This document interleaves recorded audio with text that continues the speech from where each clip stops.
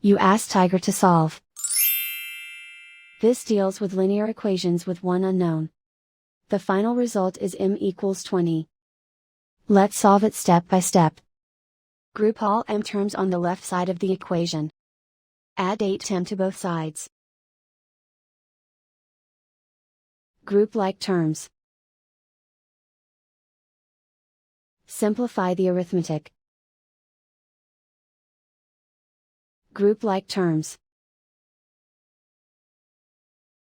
Simplify the arithmetic.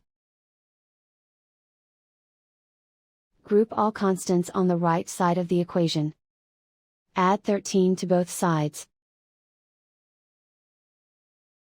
Simplify the arithmetic.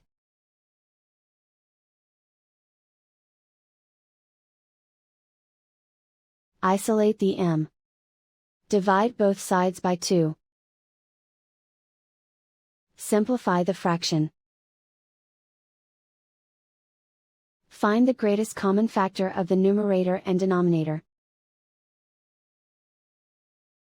Factor out and cancel the greatest common factor.